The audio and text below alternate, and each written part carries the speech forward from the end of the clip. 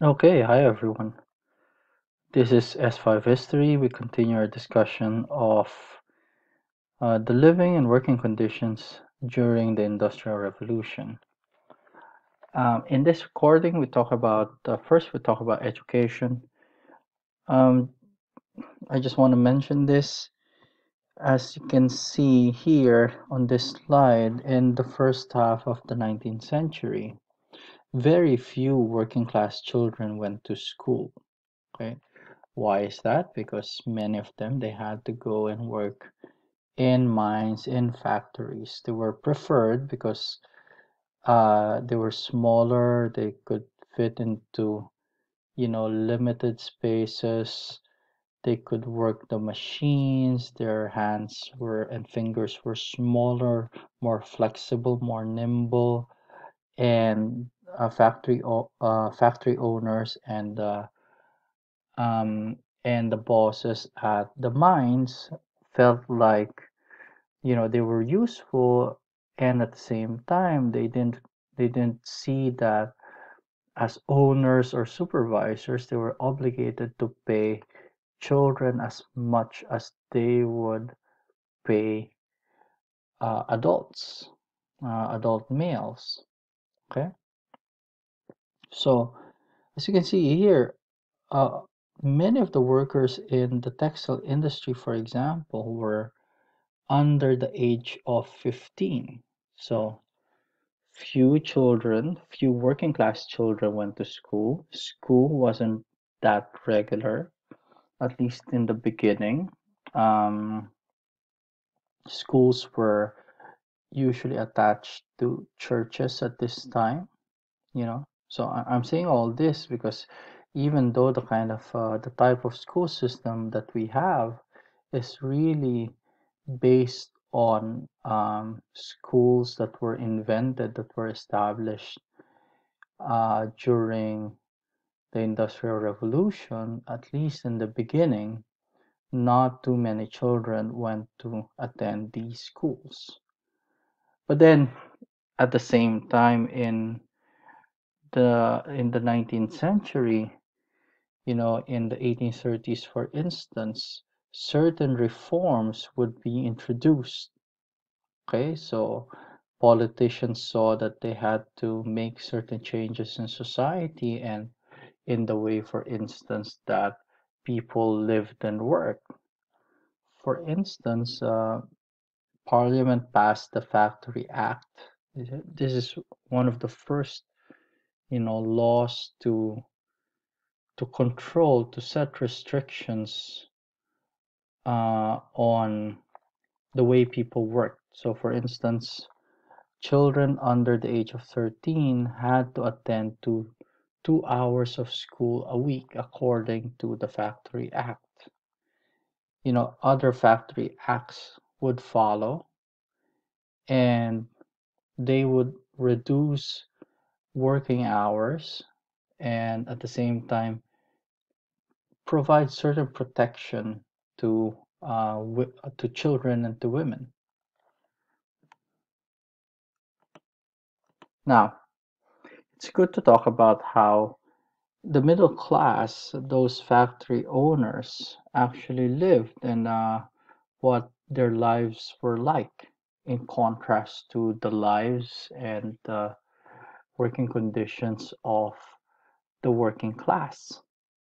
So most of these middle class factory owners, they they lived in the countryside in bigger houses, of course, and they would have, you know, furnished houses. They would have furniture, elegant ones. They would have a good number of people serving them.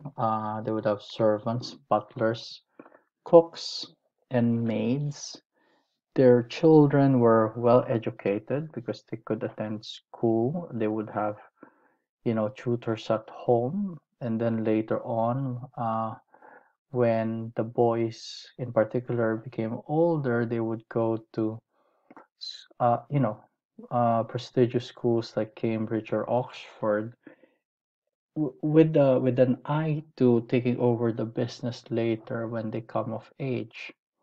and when the head of the family retires.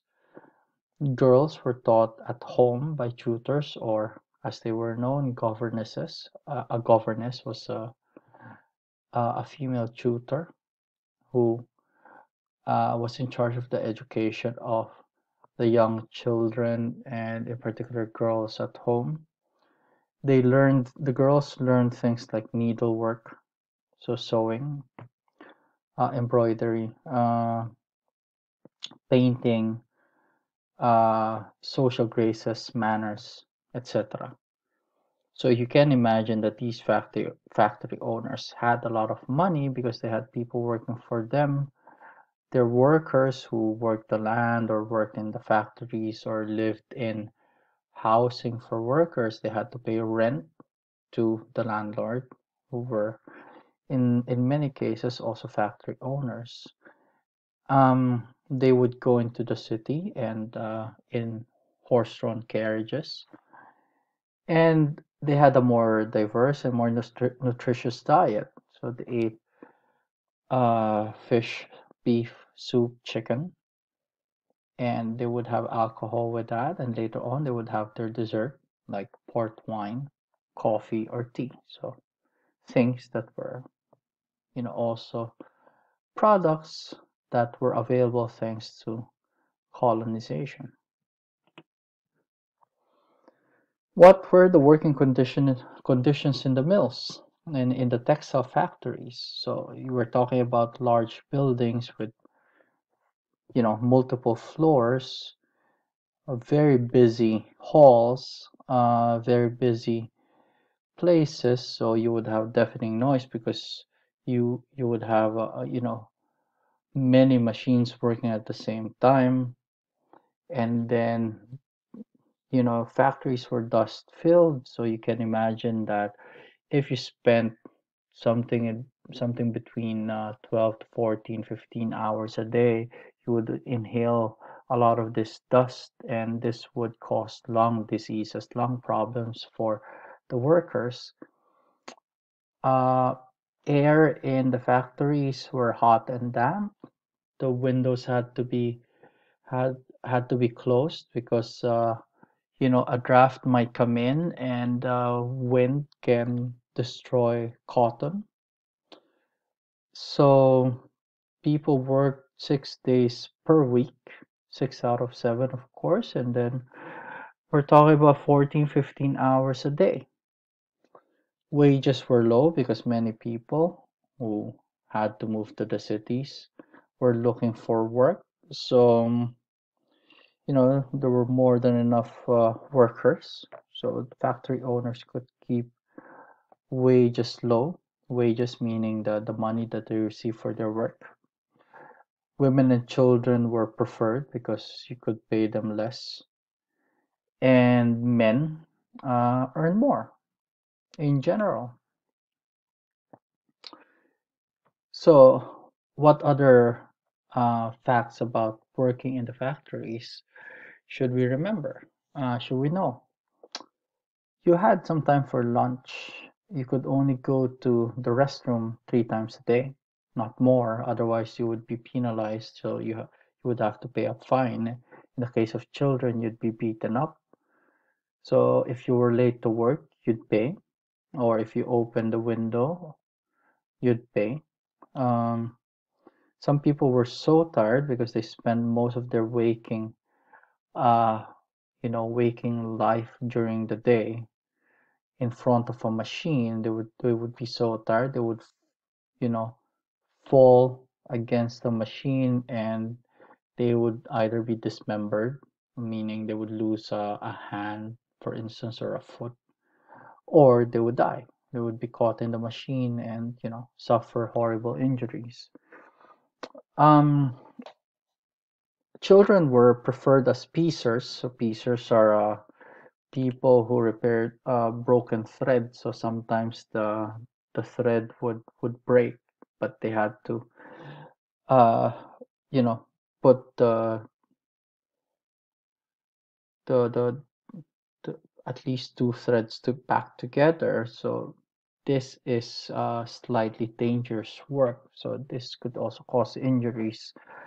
Sometimes the children were so tired or so sleepy, so they had to be beaten by the supervisors, or drenched in water, so they would stay awake. A lot of workers, they had to bend over a machine for very long periods, for hours. So this caused deformities, bad backs, etc. How about the working conditions in the mines? People also work long hours. We already talked about some of these things. If you worked at the mines, then you would be working in dark and damp conditions because you're underground. Uh, Children were also preferred because they were smaller, quicker. They could fit in narrow spaces.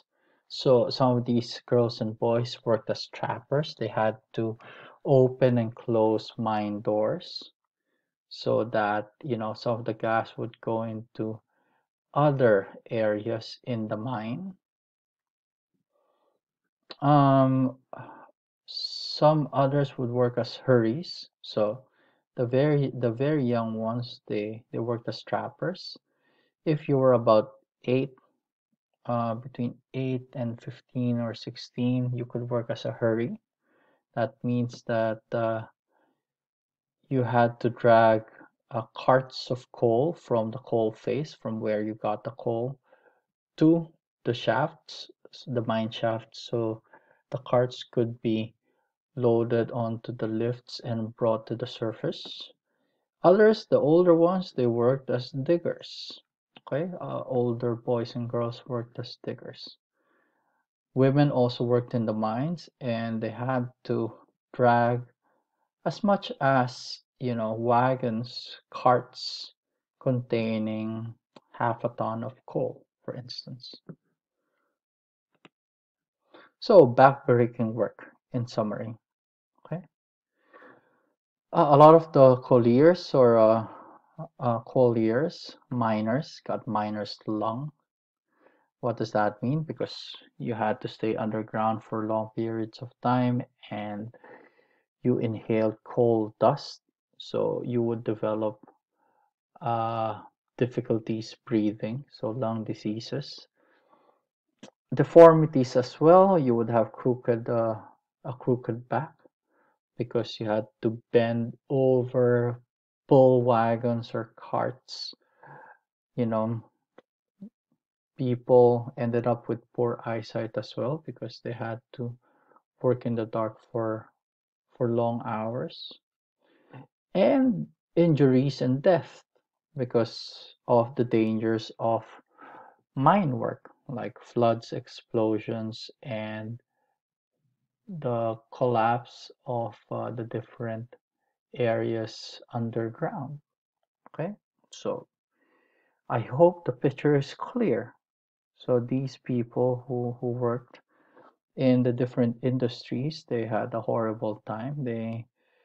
In order to survive and to earn their meager pay, they had to work very long hours, and you know, sacrifice their health and physical integrity just to survive, to earn enough just to survive the next day in order to work again, and then the cycle continued.